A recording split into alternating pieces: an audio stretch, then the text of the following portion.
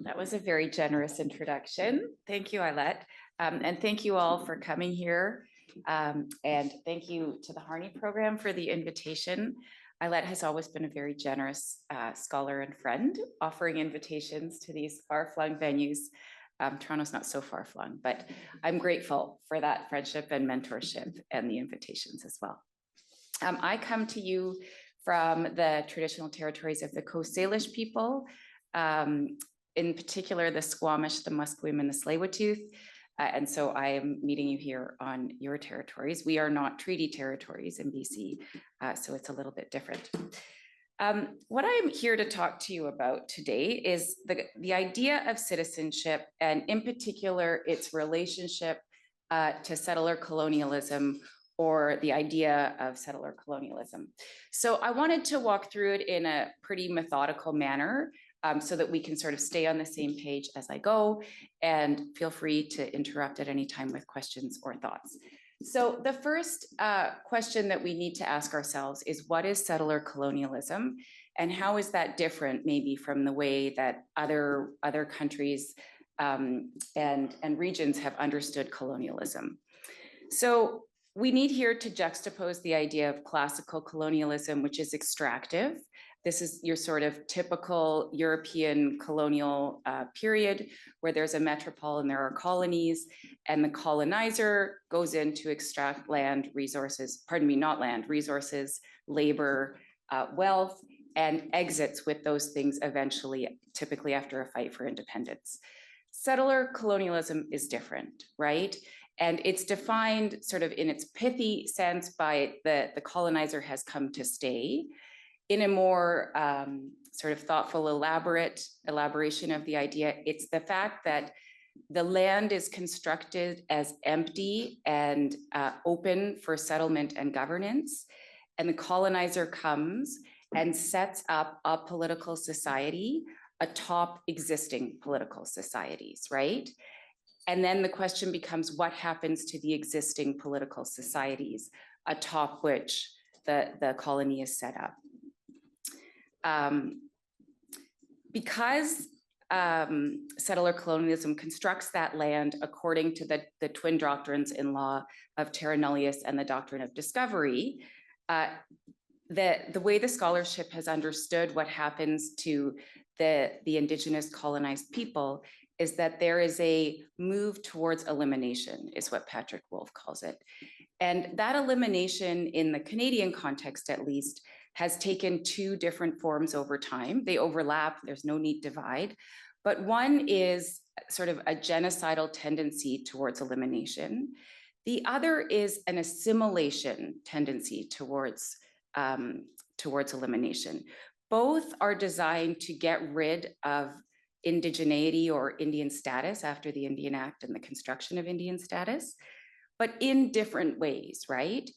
And that's where citizenship becomes very important, because citizenship is at first denied to Indigenous peoples and then later almost forced upon them as a tool of assimilation. And so examining the relationship between Indigenous peoples and citizenship turns out to be really fruitful in terms of the tensions that exist there. So the point really of that discussion of settler colonialism is that settler societies can be both a product and a source of colonialism, right? They can have that duality to them. And that's different from classical colonialism, where it's a little more of a binary, I guess. And of course, that will matter for citizenship. And the way I describe it in the paper is that it gives citizenship in settler colonial states this dual kind of character. In one sense, it marks independence from British subjecthood in the case of Canada. And that's emancipatory, that's independent, that's what citizenship in 1947 with the Citizenship Act was meant to mark. It was outward facing, it was international, and it was internally independent. On the other hand, it unleashed at the same time the full force of the violence of the settler colonial state onto Indigenous people, and really began that trend towards assimilation, so that eventually we would see an alignment of immigrants with Indigenous people, and the idea that both needed to be assimilated somehow into the state. So citizenship in a settler colonial state exhibits this kind of external universality, all of the things that citizenship is in all contexts, right? Where inside the state, people are supposed to be equal so that outside the state, they can exclude people at the border. But internally, the difference is that settler colonial states are haunted by that inequality and the original inhabitants of the land, the Indigenous peoples. And that's why looking at their relationship to citizenship is productive. So like I said, I wanted us to go in a somewhat linear or methodical fashion. So I wanted to talk a little bit about what citizenship is before we try to put these two things into conversation. And I'll sort of do this in two parts. Here I'll talk about it theoretically or conceptually, and a bit later I'll talk about it in law. So what does it mean to be a citizen in Canada on the ground, so to speak? And my point there is really that is not as complicated as what it means to be a citizen conceptually or theoretically in Canada, which is why I will start there. So there are many ways, many taxonomies of citizenship. Some of you will know them. They're continually being reinvented and finessed. I took out the sort of three primary ones that over time have become solidified. The first is citizenship as a legal status, which is that formal right to enter, remain, and leave a country. That category, citizenship as a legal status, is sometimes described as a meta status or a meta right, because it often is the source of or the reason for the second category, which is citizenship as rights. So in order to claim the rights of citizenship, whether they're constitutional, whether it's the right to vote, freedom of speech, whatever it is, you need the citizenship status. This is different in different states. In Canada, some of those rights are dependent on citizenship and some of them aren't. But it is typically understood that the citizen then receives the rights based on their citizenship status. And then the third is citizenship as membership, sometimes described as the psychological dimension, sometimes described as the felt aspects of belonging. This is the piece where I think, well, this is a piece that does a lot of work, I think, in the Canadian context. There are other takes on citizenship and its relevant categories. One is, what was the term? An international filing system. So internationally, on the international plane, it tells you what state you are allowed to go to and what follows from that. Other civic Republicans have spent a lot of time on political participation. I am less interested in those for the purpose of this study. So what I pull out is Gertrude Stein's "there is a there," right? There is something that it sort of runs through these kinds of, or these categories, that is this: citizenship is irreducibly political. And you can sort of see that through them. I don't come to some conclusion about whether they overlap neatly or they form sort of a common concept. I leave that for people who study citizenship exclusively. But I do extract this idea, and I'm not the first to do it, to be sure. It started with Aristotle, that citizenship is irreducibly political. So you have this quote on the slide from Linda Bosniak, who is one of the people who's given us one of the taxonomies. Arguments about citizenship are less about the scope and meaning of the term itself than they are about the value and legitimacy of the political practices and ideals the word is used to represent. So the reason I think it's important to sort of stop for a minute on this irreducibly political aspect is that it retrains our focus on the collective, right? It makes us think about collective life. That's how politics takes place. And once we are thinking about the collective, we're thinking about political subjectivity, because one must, and political life. And that's the raison d'etre of citizenship, at least in Greek and Roman theory. That focus on collective life, from my perspective, retrains our focus or retrains our eye on what some scholars have called peopling powers or repeopling powers. And so it becomes important to ask, who is part of that collective? Who are the people? Who has the power to reproduce the people? Who decides who is or are part of the people? Because peopling powers decide who the members are and how they can reproduce themselves, right? Creating and reinforcing those rules of inclusion and exclusion that citizenship is famous for. And so that's really the crux of the question that I want us to ask together, is this question about who is the collective? If citizenship is irreducibly political, what does that politics look like for the groups on the peripheries, as I put it, although you might disagree with that characterization. Okay, so it is tempting when we think about citizenship, and especially if you've not thought about it in a settler colonial context, to think about it as kind of a linear progression, right? That groups, states, collectives move from colonialism to independence, from a monarch to a parliament, from external rulers to local ones. But that's, of course, only a partial accounting of citizenship in a settler colonial state. And that's what I wanted to explore through the two case studies that I don't know if you can call them case studies, two examples that I'm going to talk about today. One is Quebec, and the other is Indigenous peoples, or are Indigenous peoples. So let me start with, I'm going to start in reverse order to what's on the slide there. Let me just sort of set these two collectives up before I turn back to a little bit more of the meat of citizenship. So with respect to Indigenous peoples, if we go back to the Enfranchisement Act, the Gradual Enfranchisement Act, the Indian Act, and then move forward through Confederation and the 1867 BNA Act, the British North America Act, you can see a very clear construction of either or with respect to what I will call Indians based on the Indian Act. So indigeneity and British subjecthood, because we only had British subjecthood until 1947 with the Citizenship Act. So I sort of use the term freely here, but we have to remember that it's actually quite a recent invention in the Canadian context.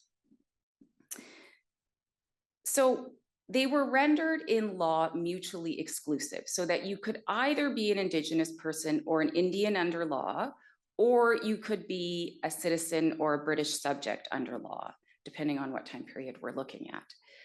And this was done partly through a process called enfranchisement. So enfranchisement, in sort of common parlance, generally means you gain the right to vote, right? And this is what we think of when we think of women gaining the right to vote. It means something slightly different with respect to Indigenous peoples. It meant folding them into Canadian citizenship or British subjecthood, and giving them in return the right to vote if they were a man who was enfranchised, and to own property in fee simple, but in exchange for the recognition of being Indian under law, and in exchange for the ability to live on a reserve or have reserve rights of any kind. So it was, in its way, a tool of assimilation, right? It was a way to fold male enfranchised Indigenous peoples into the citizenship or subjecthood fold of the British Empire at that time. Enfranchisement was not well taken up. Over time, it would sort of have these sort of dual aspects of being both voluntary and compulsory, but it never really achieved traction. It's important to note that Indigenous access to Canadian citizenship as citizenship, which was conceived in 1947, was denied until 1956, and there was no right to vote until 1960, except for that small group of enfranchised males. And enfranchisement existed on the books until 1985. That's the perspective from Indigenous peoples looking at the Enfranchisement Act and the Indian Act and this mutually exclusive idea, right? You could either be an Indian or you could be a subject or a citizen. You couldn't be both. From the perspective of Quebec, I will try to abbreviate this history. I'm sure most of you know it. So formerly New France, right? A colony of France, and then eventually gets turned over to the British at the end of the 7 Years' War in the Treaty of Paris. Through this sort of, through this history and sort of carrying it forward, the people in Quebec moved from les Français, linked to France, to les Canadiens, linked to Canada, to les Québécois, linked to the province and the French identity and language. Within the French-speaking population in Quebec, there is a strong narrative of a conquered people fighting British domination and really striving to retain their language, their culture, their version of equality, their version of secularism. And I will talk about that later. The problem that presents with respect to Quebec that I'm just going to table for now, but we can talk about in discussion, is that there are all kinds of other people inside Quebec, English speakers, French-speaking newcomers, Indigenous peoples that may or may not track the narrative that I'm going to tell you about Quebec that is coming from the government, which it's a public narrative, and that's why I think it's the one that I'm going to tell you. That's why it is the one I'm going to tell you. But first, let's go back to citizenship law, its origin story in Canada, how it emerges in 1947, and what we can learn from that, and sort of where it then places these two different groups, right, or collectives. So the first important thing to note about citizenship, and this comes from Audrey Macklin, who's a professor at the law school, is that in its early days, it had what she called a certain evanescence, by which she meant to describe that citizenship obviously didn't exist until 1947. It was British subjecthood, but it was constructed in immigration legislation in order to separate out the aliens from the British subjects. And that separation was achieved through the construct of citizenship. What was evanescent about it was that it didn't exist before you crossed the border, and it didn't exist after you crossed the border, both times of which you were British subject or whatever you were, but it materialized at the border, right? And I think that's interesting to keep in mind when I talk to you a little bit about Indigenous mobility and border crossing, the US-Canada border. There are some parallels there. Okay. The other thing I wanted to talk about with respect to citizenship law on the ground, so to speak, is the way that it was set out in the Constitution, or the way that it relates to Canadian law sort of writ large. And that is, I mean, there are many ways, but the two I want to focus on, one is the constitutional piece of that, which is that at the time that the early colonies got together and confederated, you had the BNA Act of 1867 coming out of that, and you had the provinces and the federal government, and Quebec was a colony that became a province, right?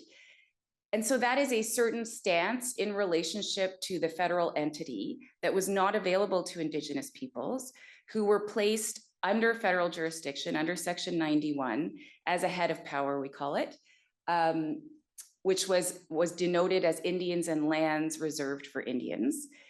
Also under Section 91 federal jurisdiction were aliens and naturalization. So there's this interesting overlap under the federal government of the citizenship piece and also the Indigenous piece. Now we know in practice, and again, we can talk about this into the discussion, although I don't know too much about it, but it hasn't worked out that just because lands reserved to Indians are under 9124, that actual jurisdiction over Indigenous peoples is purely federal, right? It's a lot more complicated than that. The second piece I wanted to talk about, well, okay, so let me just wrap that. So the point there is that the Constitution from the get-go set up these two groups, first of all, as not the federal government, and then second of all, in quite disparate positions in relationship to the federal government, differently endowed with respect to power, right, and jurisdiction. The next thing I want to say, and the last one, and I could have set it out sort of doubly on the slide there, is that both citizens and quote unquote Indians are subject to large pieces of legislation. So you have the Indian Act on the one hand, which is very old and has been changed multiple times, but still exists. And you have the Citizenship Act of 1947. And so you have this, for those of you who are in law, you have this relationship between the statute and the Constitution, which is interesting. Citizenship isn't set out in our Constitution either. There is a right of mobility, but there isn't actual content to citizenship in a constitutional form.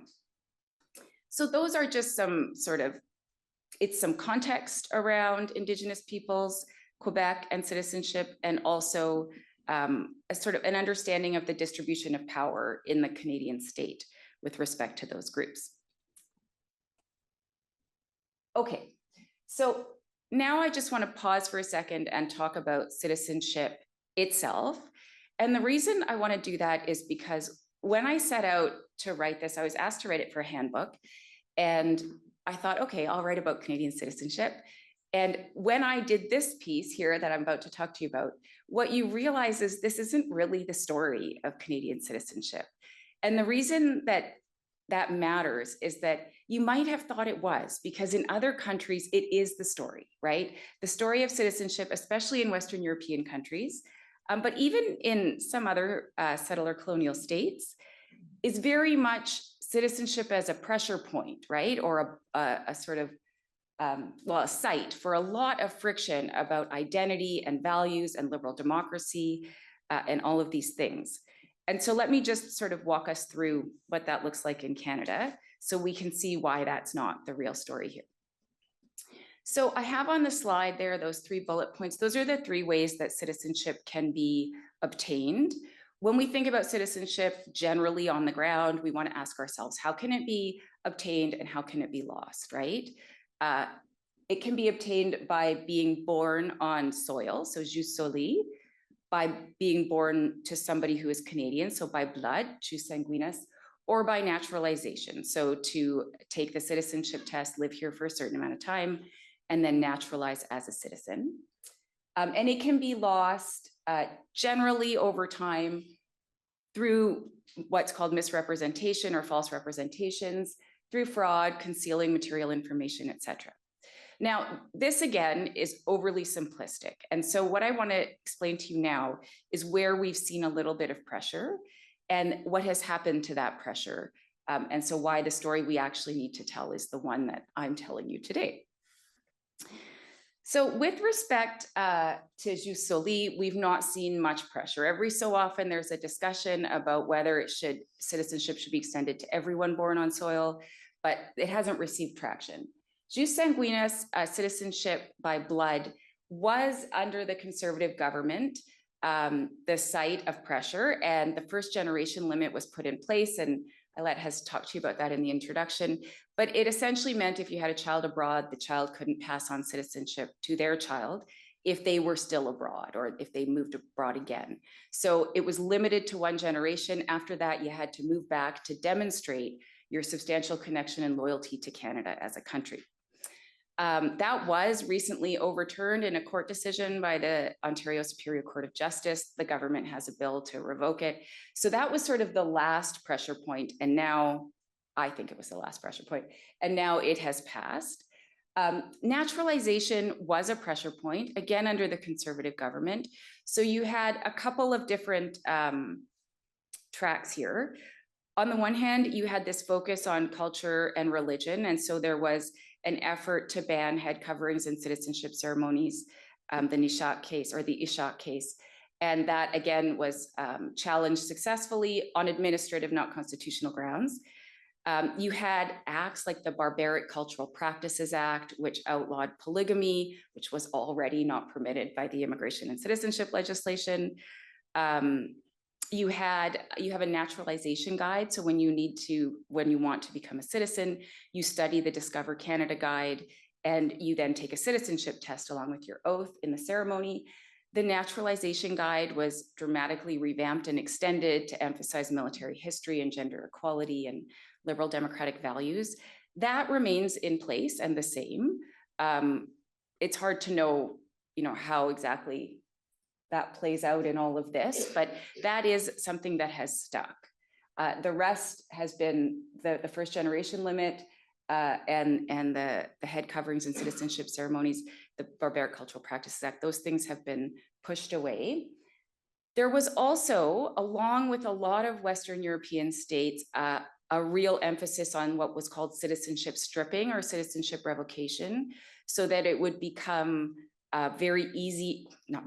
easier to lose your citizenship for things like crimes against the state. And terrorism was sort of the big vessel there. That, again, with the Liberal government was mostly repealed, so that you end up with a core of citizenship in terms of citizenship on the ground that has been more or less stable over time, right? There have been efforts to push, and there may be efforts yet again, but they haven't stuck by and large. And I'm not sure that I don't know if that tells us anything new and different about Canada, as opposed to other states, or about our own history or not. So I looked at all of this and I thought, well, I'll say one more thing. So all of this sort of comes to an end, not all of it, but most of it. And it comes to an end through Justin Trudeau's election and his slogan in the lead up to that election: a citizen is a citizen is a citizen, right? Which ends up doing quite a lot of work. And so again, we just want to keep this in mind when we think about what I'm going to talk about next, which is a citizen a citizen a citizen?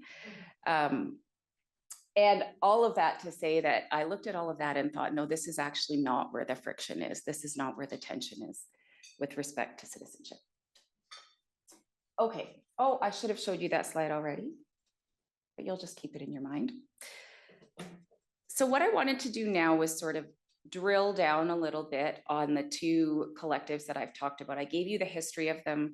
I now want to talk about some contemporary resistance or challenge to the idea of citizenship from those two groups. So first, I want to tell this story from the perspective of Indigenous citizenship and Indigenous border mobility. It is in part a story about citizenship refusal. It's about Indigenous peoples crossing international borders without citizenship. So why does this matter? I had someone ask me once, I don't understand why citizenship is the concept you're using for thinking about somebody crossing the US-Canada border to hunt. And it's because citizenship is the controlling concept for crossing a border, typically, right? It is what allows you to enter, remain, and leave.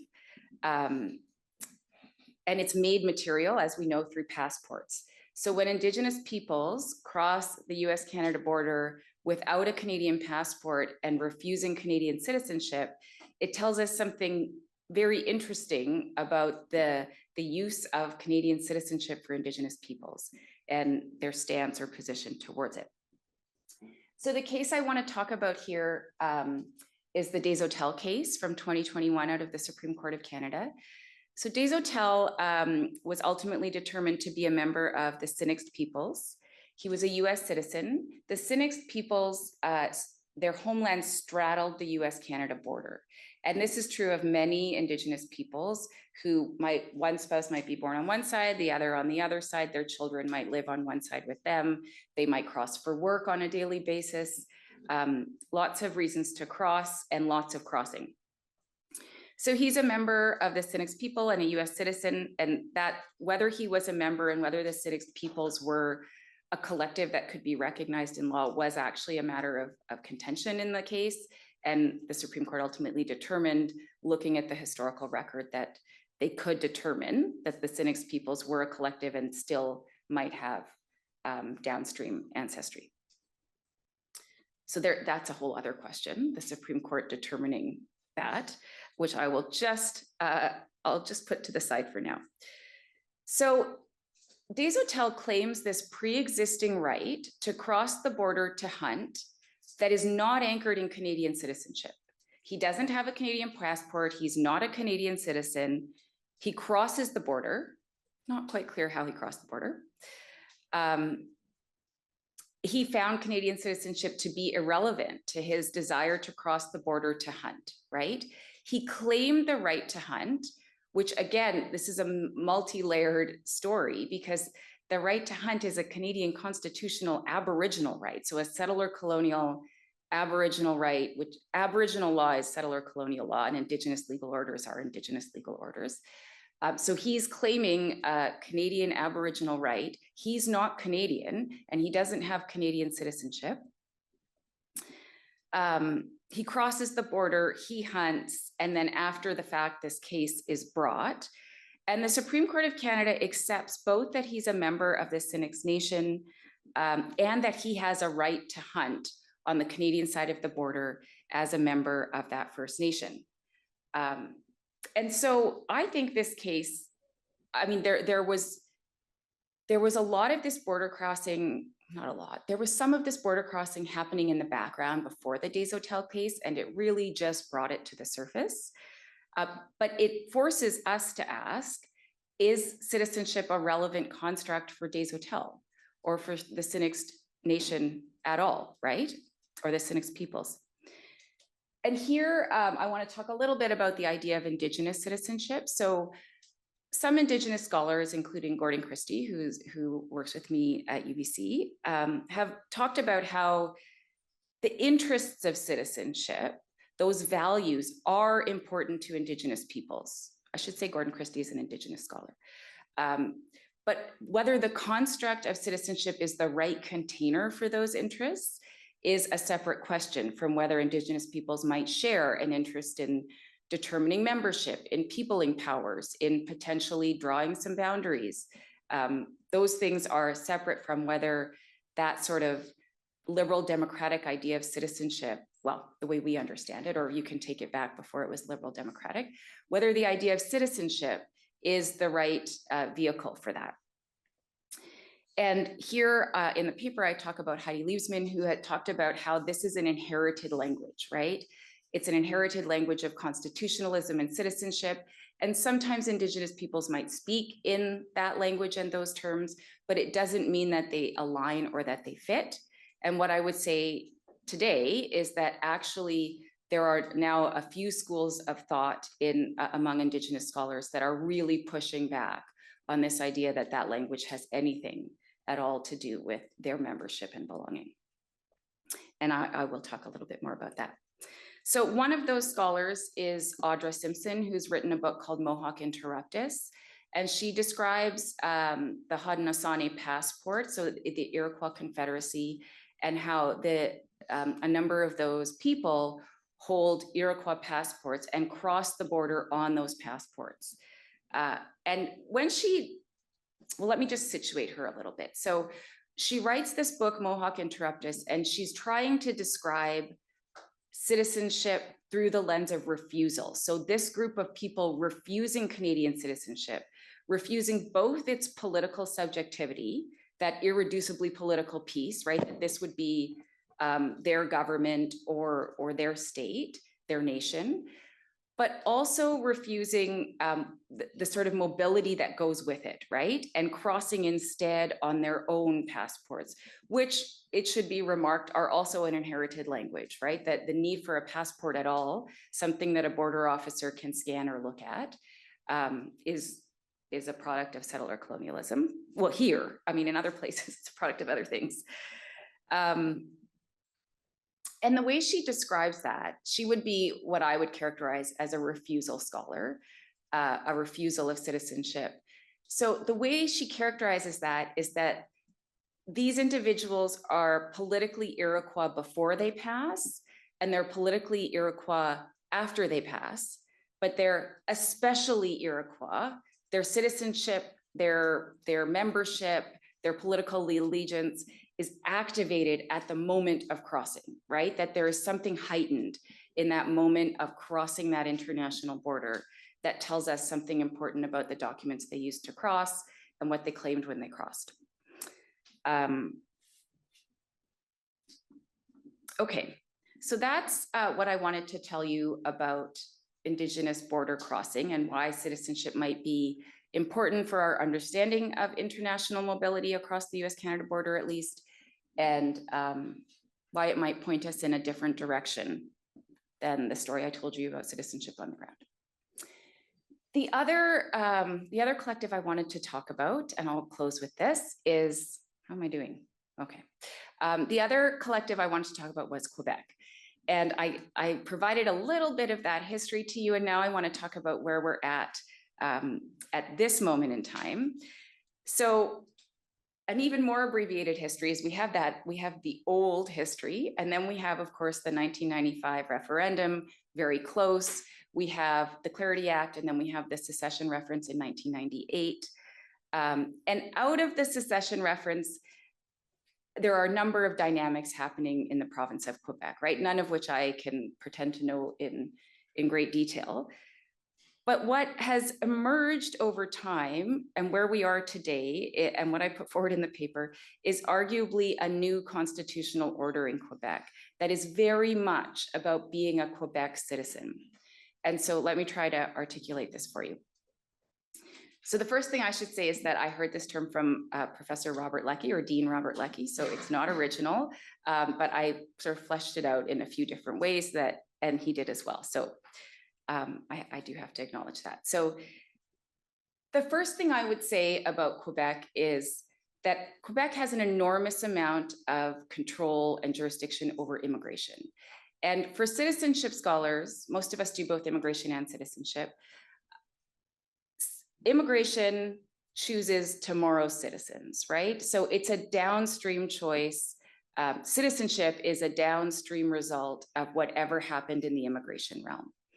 Today's immigrants are tomorrow's citizens. And so the so-called dirty work of selecting who will be a potential citizen is done in the immigration realm, where citizenship rights don't hold and inequality has a little more free reign, right? This is what immigration scholars keep telling us and showing us in all of these different ways. So Quebec was the first province to initiate intergovernmental agreements with the federal government to give it jurisdiction over immigration. So it pioneered that. Now all the provinces have one, and I think the territories except for Nunavut. It sets its own selection criteria, and the biggest piece of that is the requirement for the French language. It has its own online selection system, so economic immigrants go through what's called the express entry system in Canada.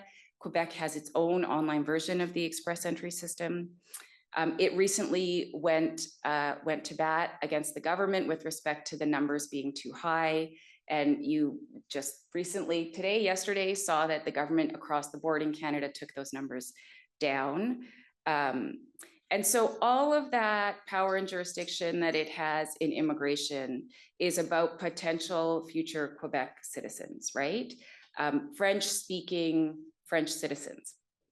Now, of course, it's never that neat, and all of that immigration has brought enormous diversity to Quebec, and that has sort of lent itself to this multi-pronged strategy or constitutional order, so to speak. So you then have, I didn't put these on a slide, but you have in sort of more recent times, in addition to the immigration legislation, you have in 2019, Bill 21, right, which is the secularism law about religious symbols in the public administration. The preamble to that legislation calls it a fundamental law. It governs the relationship between the state and religions, and it says no religious symbols in public administration. That's a rights-based law. The government of Quebec had to exercise the notwithstanding clause in order to insulate it from scrutiny. And again, Ayelet and I talked about this earlier, and we can talk more about it in discussion. So that's sort of another prong of this approach towards some control over who will be a citizen and what their values will be and how they will present and perform, so to speak. And then in 2022, you have Bill 96, which is the language law, which again, early in that legislation makes mention of the French nation, and talks about the protection of the French language as a supreme value. These are all very constitutional terms. The core of that legislation is to impose the French language requirement on government services, businesses, and the workplace. And there are lots of questions arising out of that, right? What it means for newcomers is that they're allowed to access those services and businesses in English or French for 6 months. And after that, it's supposed to be all French all the time. And so that's presented its own issue, especially with respect to healthcare. That bill also purported to amend the 1867 British North America Act. And I'm not sure I know all of the details of this, but I do know that the amendment process is different for language rights than it is for other things that you might want to amend with respect to the Constitution. And so Quebec purported to be doing that with respect to language rights. I think it's a live question of whether it did or not. That whole edifice of immigration and potential citizens and language and rights and secularism, it's built on this idea of formal equality, right? Quebec has its own version of interculturalism, which is quite different from multiculturalism. It required the invocation of the notwithstanding clause, and it sought out all of the constitutional openings and exceptions to try to press this idea of the Quebec citizen, right? It is using the province of Quebec, the government of Quebec, I should say, is using the language of État or state and the language of citizenship. So Bill 195 was what was called the Identity Act, and it established, it was a 2007 act. It established this idea that there could be Quebec citizenship. And so what is interesting there is that you have citizenship without a state. You arguably have a French nation, although I did mention earlier there are many other groups and people inside of the province of Quebec that might be excluded from this version of the French nation. But you certainly don't have a state. And while there's pressure for secession sort of off and on over time, all of this pressure, recent pressure especially, is being pushed without the push towards a state, right? So it's not that secession is being sought. It rather is that we here can have different language laws, different rights, different immigrants, a different identity, our own citizenship within this larger nation state of Canada. Okay, I'm done now. So I'll just conclude by saying that these obviously point in different directions, but I think they point to the ways that citizenship or Canadian citizenship runs out for different groups of people. And we have to remember that Canada is, and again, Ailette and I were talking about this earlier, but it is not, all settler colonial states are not the same. So some settler colonial states might have Indigenous peoples, but not a national minority. And vice versa, you might have a state, not a settler colonial state that has a national minority. We have both. And I think that's where you can start to see where Canadian citizenship as an idea, like I said, runs out or falls short, or maybe gets reinvented in new ways, gets decoupled. Maybe that taxonomy gets decoupled. I'll leave that to you. So thank you, and I welcome your questions.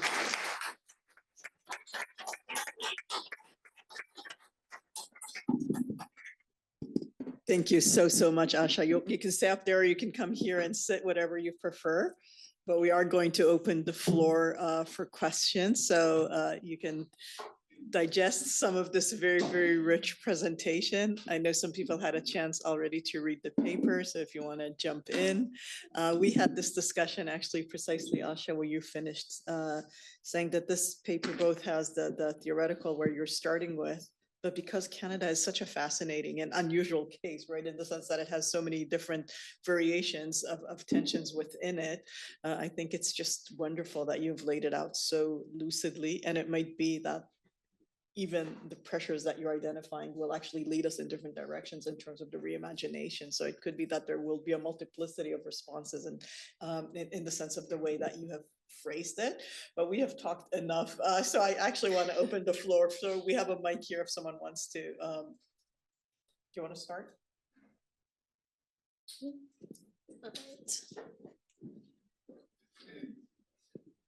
Hello, I'm Aleem. I'm a MA student with the Department of Anthropology, and I'm doing like a collaborative specialization with the Monk School in the EIP program. That's who I am. And in my own studies, I do a lot of like work with Indigenous peoples and representation, especially like in recognition in like a social citizenship sense. And I was recently at a talk yesterday with the Haida Nation, who are working with the ROM right now on repatriating a lot of Indigenous materials, and the topic of decolonization came up. And one of the presenters said something really interesting, which was the term decolonization is very trendy. It's a very like trendy term. And one of the things that I kind of wanted to ask about is kind of like citizenship and decolonization and how that has looked ever since like the white papers, and Citizen Plus, the red papers, that kind of era. How has decolonization, or like the academic kind of aspect of decoloniality, been effective at dealing with some of the issues that citizenship has had, especially with Indigenous representation? Not just like a what is the answer, but like more like just exploring that kind of like topic more. Is this, is it on? Yeah, not that you need it to be on. It's not a big room. So let me try to answer that by putting it in the context of reconciliation, which I think would be the dominant state approach to decolonization. And so it would be where we are at as a state and maybe a society, but that's not the scholarship we're seeing from Indigenous scholars. So I think my answer would be that there's a disconnect, and I'll just try to explain that a little bit. So reconciliation, we know the Truth and Reconciliation report was was about residential schools, and it gave us the finding of cultural genocide, but it wasn't about everything, right? We also know Truth and Reconciliation, I teach this in my classes, primarily from a South African context, and it is a different model of restorative justice. It is a model of restorative justice, but it might not be the model that all Indigenous people seek. And it's a live question whether it will actually restore justice, right? I think the biggest concern is that it will not change structures, institutions, and systems, but it sort of ends up being decolonization speak, right? And there's this article by Eve Tuck and Wayne Yang. Decolonization is not a metaphor.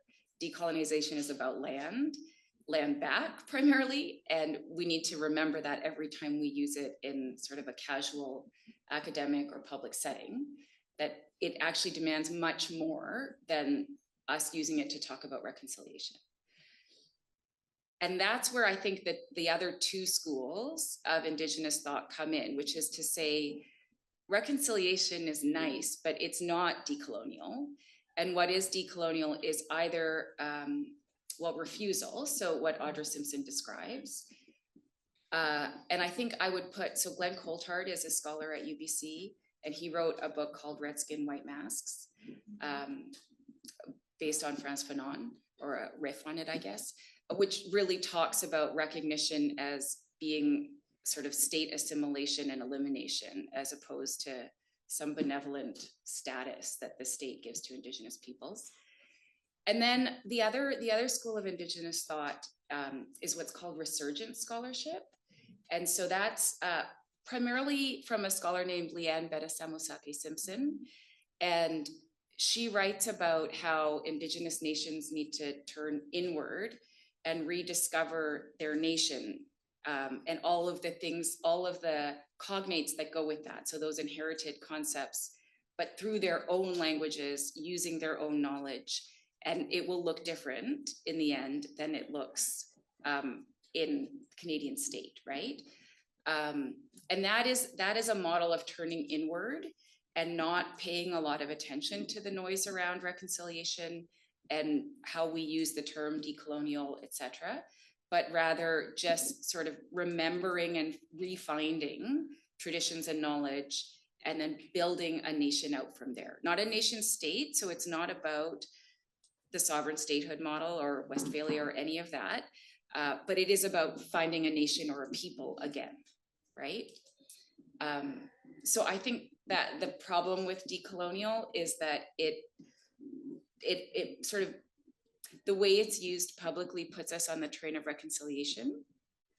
But I think maybe what you were hearing from the Haida and generally is that, no, we want to pursue decoloniality in these different ways, actually. Yeah.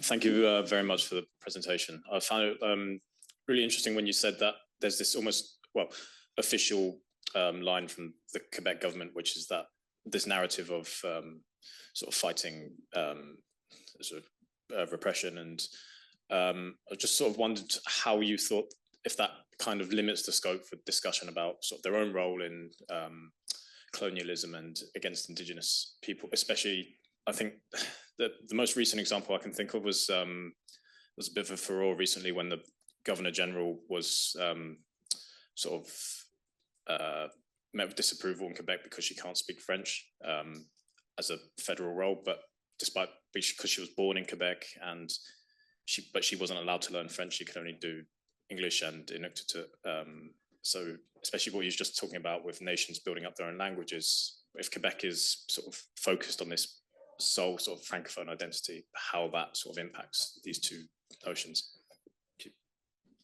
Yeah, that's a great question. And in the paper, I do acknowledge that what's so interesting about Quebec is that it is both a colonizer and a colonized group of people, right?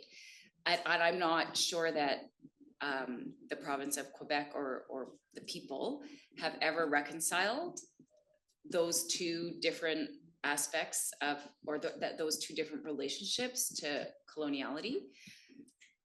And so I guess it's really, I mean, I don't know, but I think it's really more a story of, or a case of what the Quebecois have put forward as the narrative. It is not to say that, I mean, there were and are Indigenous peoples inside Quebec, and Quebec participated, when it was a French colony, it participated in settler colonialism the same way as the British colonies did. There were differences, which I talk about a little bit in the paper, but not meaningful, really. And then in order to sort of solidify a common identity, it's almost like a form of nationalism, right? In order to solidify a common identity, the difference needs to be foreclosed or quashed, and something dominant and all-encompassing needs to come out. And that's what I think is most interesting about the Quebec case, is that we're seeing all of these very public legal manifestations of that identity in a way that really sort of makes out and supports this idea that that's the narrative that is being put forward. Is it problematic? Absolutely. And I think all different groups have issues with those bills, and some of them are in the courts now. So you're right, that's all true, but yet that's not what we hear, right? Coming through the law and the policy. And so it's sort of highlighting that disconnect. Yeah.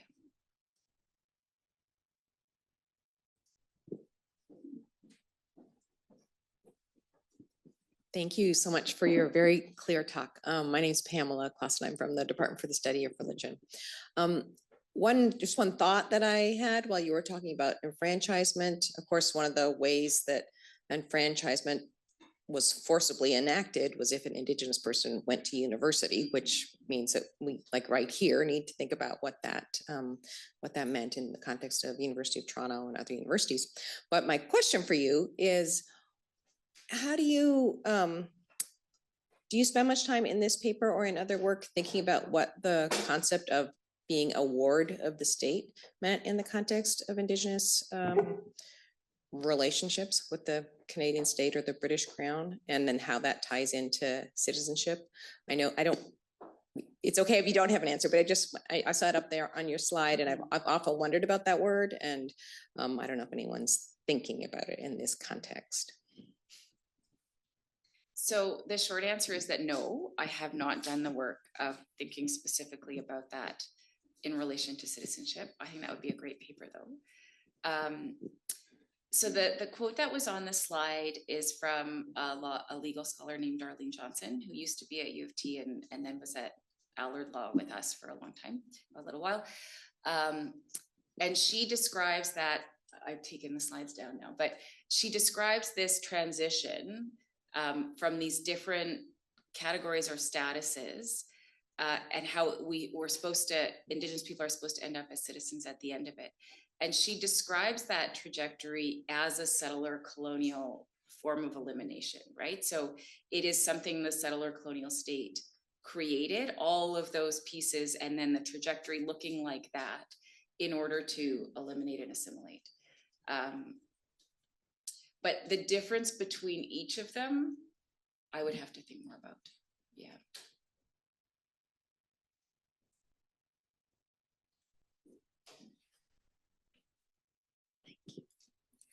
Hello.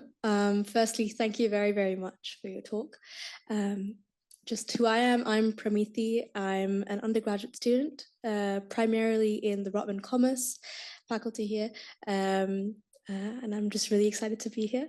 The question I have is, you mentioned quite a bit about how one can obtain citizenship in terms of by being born here or by blood or by naturalization. And you'd mentioned a bit about the citizenship tests. And I just thought back to my mum, who very recently had to study for the test. And I remember her studying an awful lot of dates and like memorizing stuff for like military history. And it kind of took me by surprise. And I was wondering if you could expand a bit more on who makes those decisions on what ends up on those tests. And do you have any opinions as to what should, in terms of determining a person's loyalty and knowledge and, I don't know, love for Canada? Thank you. I feel like Alet should maybe weigh in here on the citizenship test. So let me just sort of situate that question in a slightly broader context to start, which is that citizenship tests and integration tests and values and beliefs are under attack across Western European countries. So citizenship and even entry sometimes are places where people are being tested, potential entrants, potential immigrants are being tested on whether they share liberal democratic values, whether they believe in gender equality. Sometimes those tests and videos have, terribly racist tones to them. One of them, I think it's the Netherlands, that says, "It's very cold here, you don't want to come here." So all of those all of those sites, the tests, the interviews, whether they happen before you enter or after you enter and have been here for 5 years and now you want to be a citizen, are trying to, these days anyway, test your loyalty and your substantial connection to the place. Sometimes, I think especially in some European countries, they also are trying to test your values and beliefs, right? That we've seen this in France with the local determinations about citizenship. And so that doesn't translate perfectly into the Canadian context, because we don't have local decision makers and we generally don't have interviews. There's this standardized test that you take, it's multiple choice, and there's the Discover Canada guide that you use to study for it. I actually make my students answer some of the questions on the citizenship test because a large majority of my students are born in Canada and don't know the answers. As many of us don't, I don't think, unless we study. And so I think that demonstrates that it's not a good metric for loyalty, right? It's not a good approximation or proxy for whether someone is loyal or knows things about Canada that make it easy to flourish here. Having said that, well, I've already mentioned that what was re-emphasized in that Discover Canada guide was military history, gender equality, history generally, quite like you mentioned dates. So quite a lot of historical knowledge required to understand Canada today, I think. I don't know that any of that's necessary. I don't really have an opinion on what a good citizenship test would look like. I've never thought of that. Great question. But I will say that your sense of it is correct, and that I don't think anybody really thinks it's a proxy for loyalty or for belonging or fit or anything like that. Only because most Canadians can't answer those questions if they were Canadian by birth. Yeah. I'm happy to jump in. I think it's a great Yeah. question and it's a hard one. What should be actually in a citizenship test? So some people would say, should you even have a citizenship test, right? So that would be the preliminary question. But most countries actually do have citizenship tests and they vary quite significantly. So Canada and the US are actually usually in one kind of little box. As Asha mentioned, Europeans, I'll give you one sample of question, which I think would surprise you. So we have that. And we have some other variations, but let's assume we're just looking at, there are other possibilities, but let's just look at these two particular cases. So Canada and the US usually are considered actually the thin tests. In what way? It's usually history, it's geography, it's facts, system of governance. So you would need to know a lot, you would need to know the name of the first prime minister, or in the US, how many presidents has the US had, sometimes, what's the color of the flag. So some of it is really just basic information, which is supposed to actually be accessible.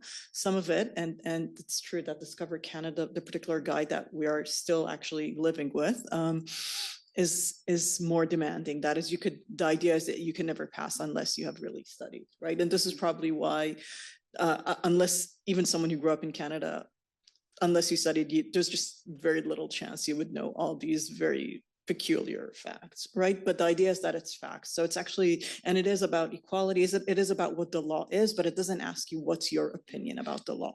And so in that sense, it's information and you have to convey it.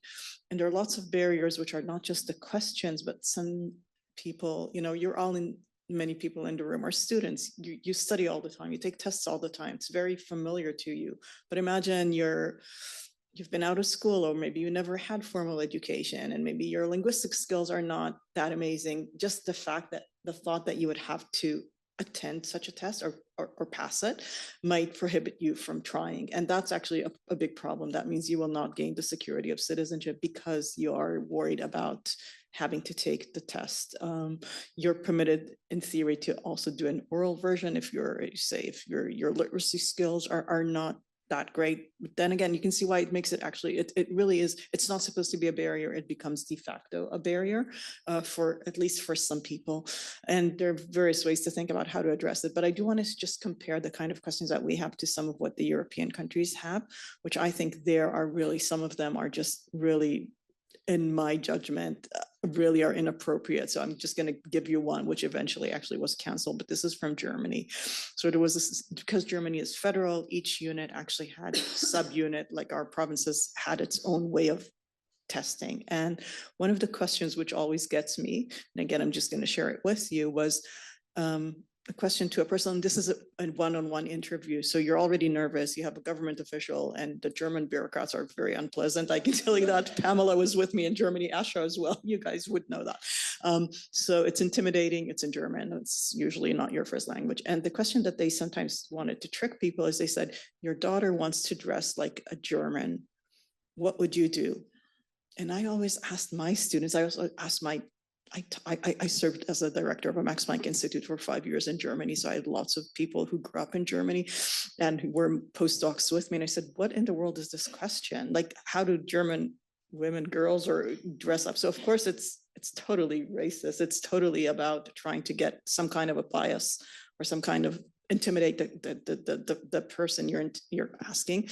And what are they assuming, that they would be dressing unmodestly, or is that kind of what they're trying to get at?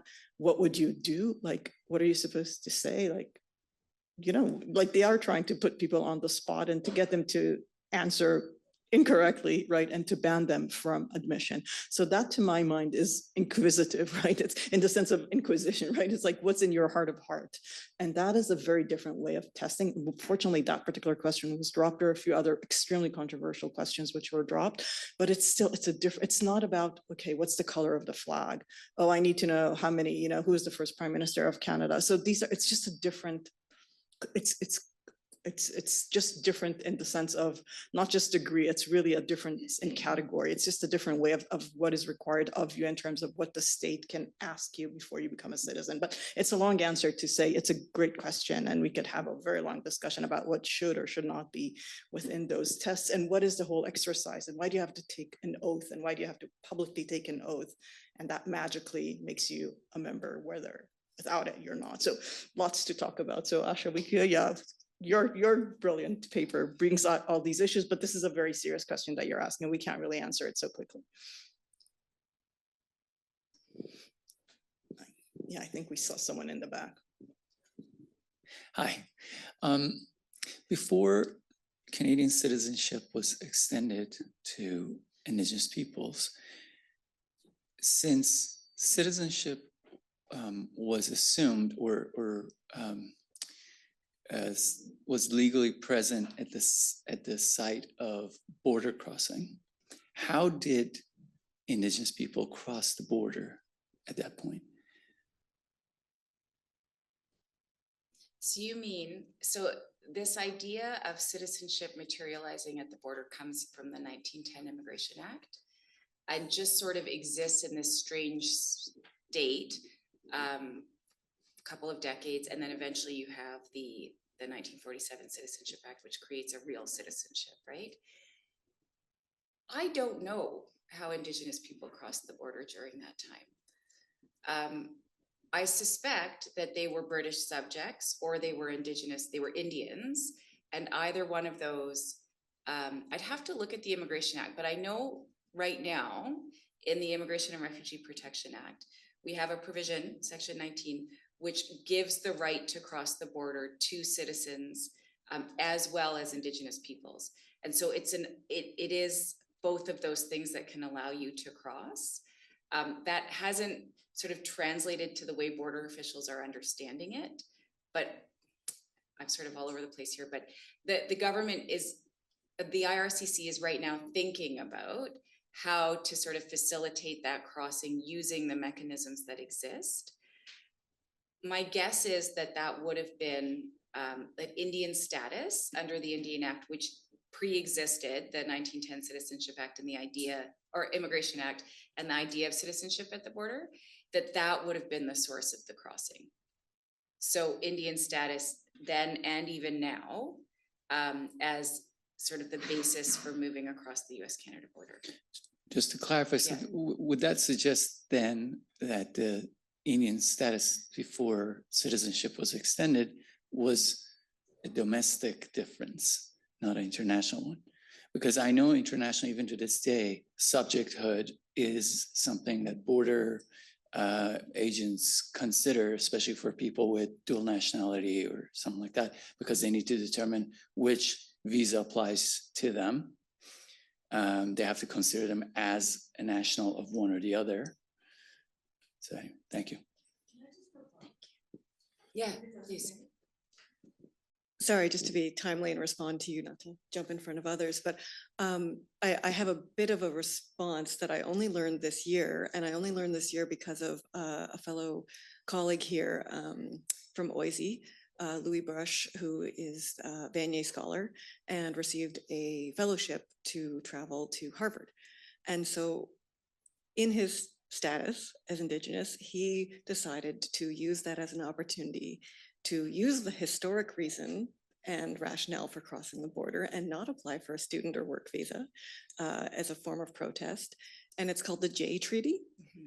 So to be able to cross with his goods and his services and his person, he was able to do that. And apparently very much enjoyed employing it to American border crossing guards in current times, to which it's been known that either some simply accept it, smile and nod and let you through, and others become quite disgruntled.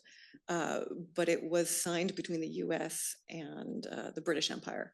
So Canada had no place in 1794 when it was signed, and really just solidified the lack of perception that an Indigenous person had any citizenship on the continent whatsoever, and their free movement was indifferent to anyone of any nation state. Yeah, that's very helpful. Thanks. The thing about the J Treaty is that it's kind of unidirectional. So it is in place, but it hasn't been implemented domestically in Canada.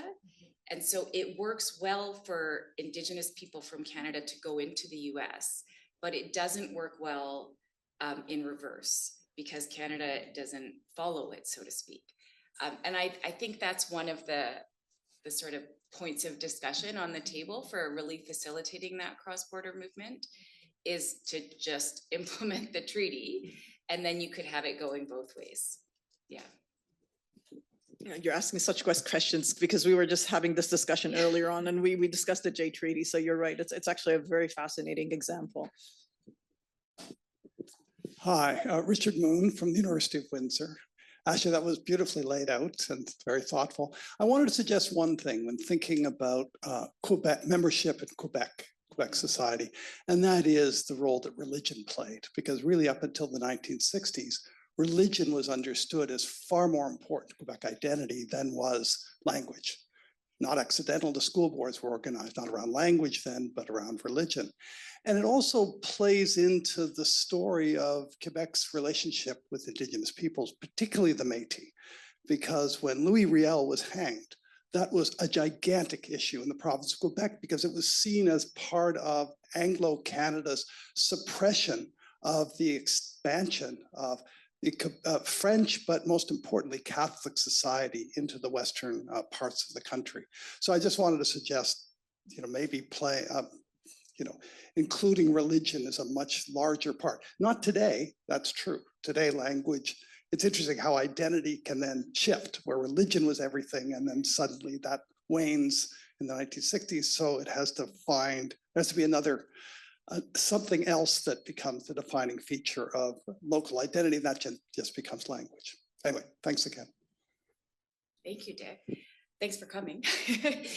So that's a very good point. And I guess my concern is that you can really go down a rabbit hole with citizenship and identity and start to think about all of the things that make an identity, and language being important, and religion. And so I did that a tiny bit in the paper and just said, look, all of these things feed ideas of who a people is. And also how a people can reproduce over time, right? That idea of peopling powers. Language is important for that. Religion, arguably, as well. But I didn't focus on that, and I think I could. I'll just say one thing about it, which is that the version of secularism that is coming out of Quebec right now is very closely linked to France's version of laïcité, or Quebec's version of laïcité is closely linked to French secularism. And so I think there's something quite interesting happening there in terms of alignments and language. And I don't know, I guess I'm saying that like you're saying, it's moving, right? And in the shift away from religion to language, it's almost like a doubling down where now it can share language with France, but also secularism and laws about religious symbols. And all of it is sort of a mirror in a sense. Yeah.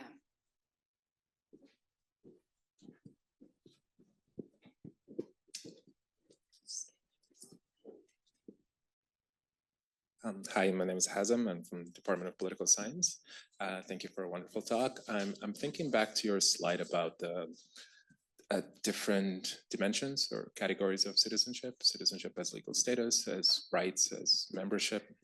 And I'm just wondering how you think about the relationship between the legal and the psychological dimension of citizenship. Because in the two case studies that you provided about the Indigenous population in the province of Quebec, it seems like the pressure points are largely on the legal dimension in terms of reconfiguring the territorial boundaries of the nation or of the state, or in terms of conceptualizing citizenship independently of the state. But what implications do you think these transformations, these legal transformations, are having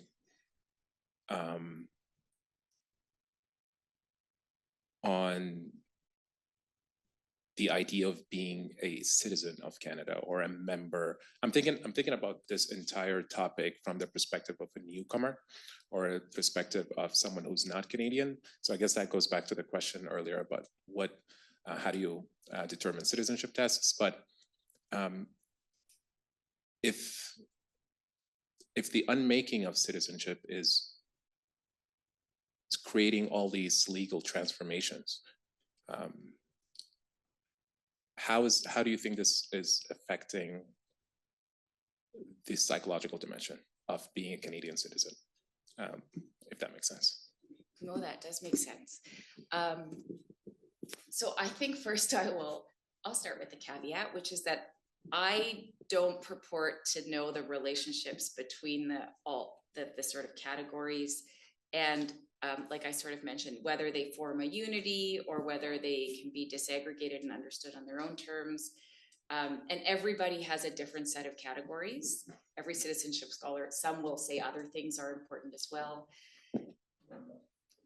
I am not sure that the relationship you're thinking about between the legal status and the psychological dimension is sort of the nub of the issue with respect to the two groups I'm talking about. I think it is with respect to newcomers, and there is an effort to ensure that newcomers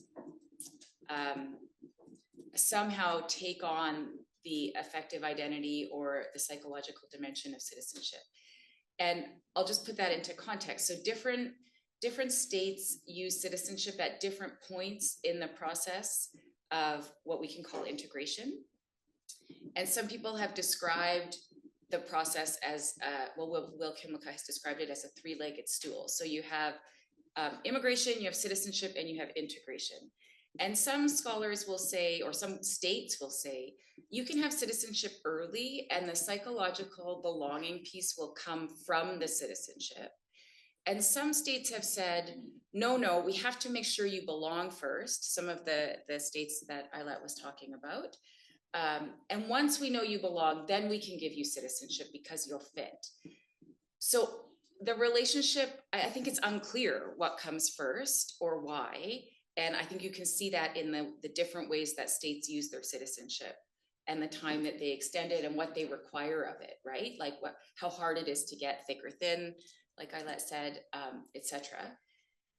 I would say in the case of the two case studies, what's going on with those two categories or those two containers, Indigenous people are refusing, right? So they don't want the legal status. They refuse to use it for the purpose it is sort of built for, which is to cross the international border. With respect to Quebec, I write in the piece that Quebec is actually pushing harder on the psychological and the rights dimensions of citizenship, and leaving legal status sort of, all right, we have Canadian citizenship as our legal status, but we can do all of the identity work and the citizenship construction anyway as a nation without a state, right?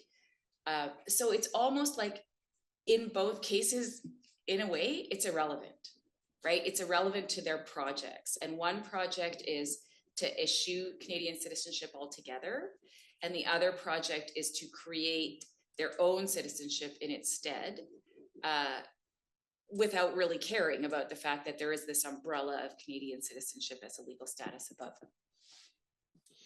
Okay, I think we can do one more question if we have, we have two more. Okay, it's three more. Okay, you guys have to be quick then. I want everyone who has a question to jump in, but that's fine, but just don't, sort of get to your point rather quickly. Okay, I'll try my best because I'm having a little trouble formulating my questions. I'll try my best. Worries. Go ahead. Hi, my name is Sheila. I was kind of wondering, sort of in line to your response to the previous question we just had. Is it still on? Okay, perfect. Sort of in line to the previous question that you just answered. For both the projects in terms of building that identity without the connection to a state. Is there any concern of having that seen as a threat to the nation state or statehood? And in that way, how would you suggest we navigate some of those concerns of that would be a threat to Canada as a state? I mean, I think the short answer is that it is conceived as a threat to Canadian statehood. But I am not sure I'm worried about that. And I'm not sure that either one of these collectives is either. I am worried about the places where there are groups that remain unprotected or without access to their own forms of citizenship, I guess, for lack of a better word. So I worry about the other groups inside Quebec. I worry about the fact that I can talk about Indigenous groups, but they're disparate. There are urban Indigenous peoples, there are rural ones, there are some on reserve, it is hard.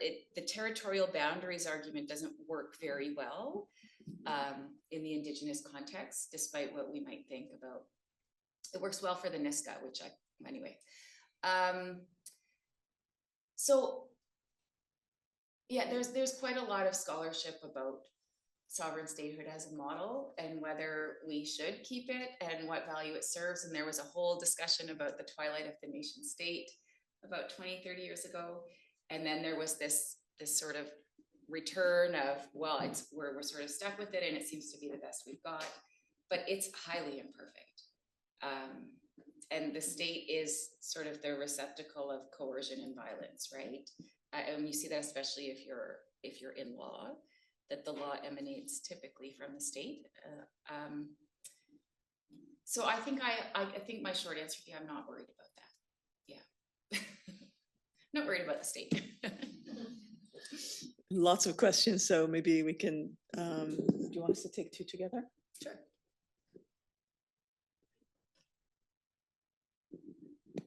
Hi, I'm Vaishnavi from the Political Science Department. I found all of this very compelling and I anticipate that I'll be citing the paper a lot in the near future.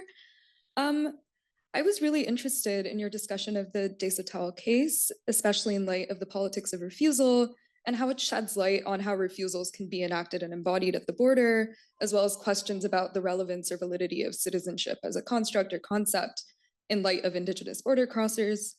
And I'm kind of interested in knowing more about how you read the Supreme Court case and ruling, as well as attempts by the IRCC to make sense of Indigenous border crossers through the apparatus that already exists, in light of what you mentioned about the politics of recognition and what Coulthard has to say about that being coercive and possibly limiting to future articulations of refusals. And yeah, I was just curious as to how you make sense of that or how you read that.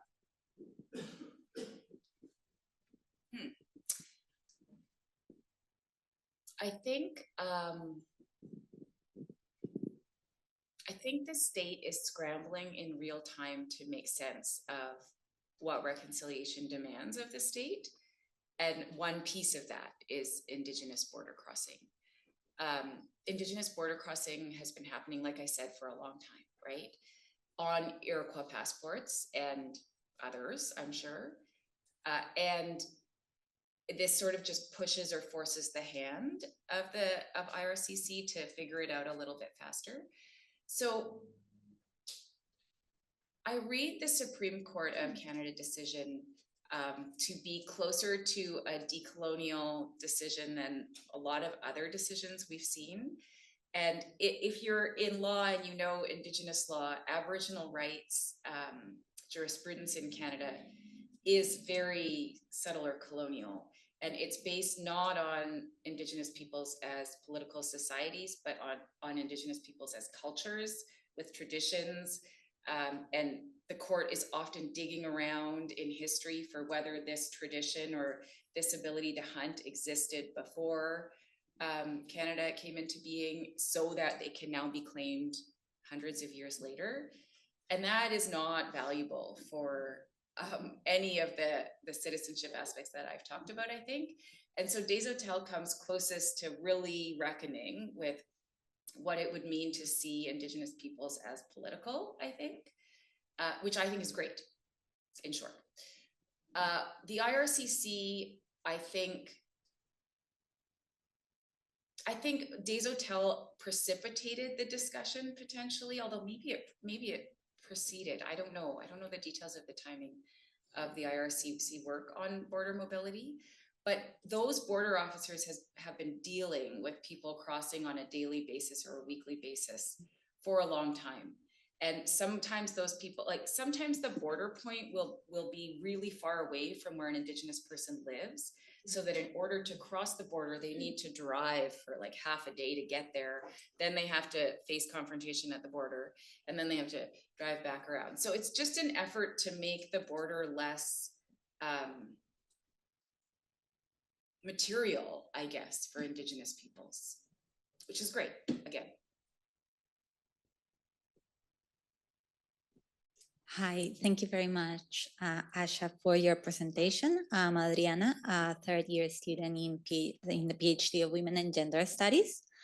And I wanted to ask a question about how do the meanings of reproduction in these experiences that you have studied unfold and press on the idea of and the power of Canadian citizenship, and in that sense, in the power of the state to capture and to classify people? That's my question. Thank you. So can I just, before you hand the mic back, what do you mean by reproduction? That's something I like to know, like in these experiences that you have studied, what are the meanings of reproduction that emerge and how that can also press on the idea or question the idea of citizenship, if there are own collective meanings about what reproduction means and about the authority also of defining reproduction. Thank you. So I'm going to answer that from a couple of different directions. One is, I think the simplest way to understand it in the paper, at least, and for the purposes of this discussion, is on the peopling powers. And one of the ways that some people have written, so there's Amar Bhatia is his name. He's at Osgoode Hall Law School, and he's written about Indigenous peoples and adoption and the ability to control adoption as a form of a peopling power, and to reproduce your group of people the way that you wish to reproduce them, and their inability to do that, essentially. So adoption was constricted for the Indigenous group that wanted to adopt. There are a couple of cases about that. I'm not sure that I have sort of a full deep dive on reproduction in the paper or even in my mind, apart from the peopling powers, but I will say this, which is from my work on immigration, I can tell you that reproduction is the source of most of the tension, a lot of the tension that we're seeing sort of downstream. So actual reproduction rates have gone down in most Western democracies, which has triggered the need for immigration, which has brought in forms of difference that the state is uncomfortable with, or some parts of the population might be. And so it's a bit ironic, right? That it's the fact of lower domestic reproduction that triggers migratory increase. So there are these two demographics, calls it natural increase and migratory increase. And natural increase is almost nothing at this point. So migratory increase is the only way the population can sustain itself. It's the only form of peopling power that's left in some of these immigration states. And yet it is the source of contestation sometimes. And so that is very, I mean, that's why liberal immigration numbers were so high for so long, because Canada needed workers, Canada needed a population, and the only source of those people was immigration, or the primary source. So with the dropping of numbers, it'll be interesting to see what that looks like and to analyze really like what that means, why those numbers dropped. Was it just pressure because of all of the talk about temporary foreign workers and housing, or is there something sort of more going on there? It's so interesting. I saw the numbers. I think their prediction is in 2 years, it would be a minus 0.2 decline, because you're right, because more than 90% of the population growth in Canada now is immigration based. So even just the numbers are still high. It's going to be around, it was projected to be 500,000. Now it's going to be 360, 370. those numbers are not sufficient actually for reproduction in the sense of the reproduction rate, if that was your question. So it would be a smaller population, a shrinking population, despite the fact that you have a lot of people entering. So yeah, these are complicated questions, and actually we need to see what the actual numbers are, not just a projection. So there's sometimes a gap. But yeah, that would mean a declining population, even though you have a high number of entrants. De facto, it is a shrinking population. Okay, did we have anyone that wanted to ask a question got to ask their question? Okay, Eve, you're gonna have the last word here. Thank you for your presentation. My name's Eve and I'm an MGA student. From your paper, I found this line really striking. At each turn, citizenship has been the source of violence and suppression, first coercively exclusive, then aggressively inclusive. I was really intrigued by how citizenship, as you stated in your paper, can be weaponized to normalize and sustain settler colonial states. And I was just wondering, in your view, within this context, how much does Canadian citizenship still function as a tool of violence and suppression to the same extent today? That's a big question to end on. I mean, I think it's changed form, and it's outright violence is less. I don't think that means that it's not doing violent things. And I think, I mean, maybe this is a little bit of it's too simplistic to say this, but I think I would say that the paper and the presentation are really an attempt to answer how it remains the case that citizenship is either weaponized or falls short or continues to harm, as opposed to being a source of, we always think of that trajectory from subject to citizen, right? It's a source of independence and rights and liberation. But what about when it's not? Okay, that is a good point for us to actually close. That means we definitely need to bring you back in about 5 years. You will have worked this out and we would want to hear the answer. So this, if you could join me in thanking Asha for this presentation.